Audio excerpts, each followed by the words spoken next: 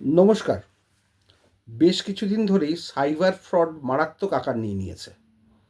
নিত্য নতুন ফন্দি ফিকির করছে, মানুষকে লুটে যাচ্ছে, তাদের টাকা পয়সা গোল করে দিচ্ছে। প্রত্যেক দিন নিত্য নতুন বুদ্ধি করছে। যেমন রিসেন্ট ৫-৬ মাস ধরে যেটা চলছে মারাত্মক আকারে, সেটা হচ্ছে আপনার মোবাইলে একটা মেসেজ এলো যে আপনার নামে নাকি এফআইআর হয়েছে অন্য রাষ্ট্রে, অন্য রাজ্যে।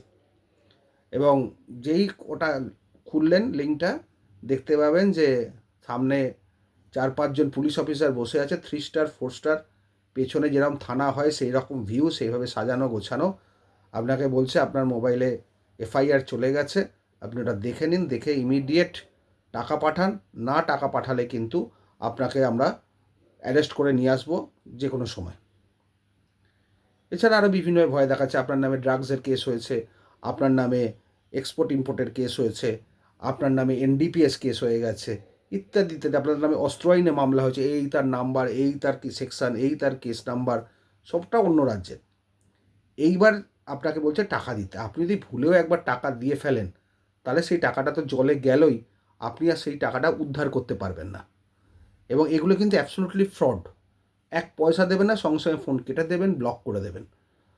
আর একটা কথা মাথায় রাখবেন, কলকাতা পুলিশ বা কোনো পুলিশ কখনো অনলাইনে এফআইআর পাঠায় না, বা কোনো রকমভাবে অনলাইনে আপনাকে ডিস্টার্ব করবে না। আপনাকে অন্যভাবে ডাকবে, নয় বাই টেলিফোনিক মেসেজ বা আদারওয়াইজ, কিন্তু অনলাইন ফোনে কিন্তু পাঠাবে না। সুতরাং আপনারা সাবধান হয়ে যান। কখনও কিন্তু অনলাইনে কোনো রকম এফআইআর অ্যাকসেপ্ট করবেন না, বা সেটাকে সত্যি বলে মেনেও নেবেন না, কারণ এটা একটা ব্ল্যাকমেল এবং আপনাকে ফাঁসানোর একটা চক্রান্ত। একবার যদি টাকা দিতে শুরু করেন, ওরা কিন্তু আপনার মোবাইলটা হ্যাক করে নেবে, যে কটা অ্যাকাউন্টে টাকা আছে সেটাও বেরিয়ে যাবে। সুতরাং সাবধান, এইসবভাবে একদম প্রতারিত হবেন না। চোখ কান খোলা রেখে চলুন, নাহলে কিন্তু বিপদে পড়ে যাবেন। ভালো থাকবেন।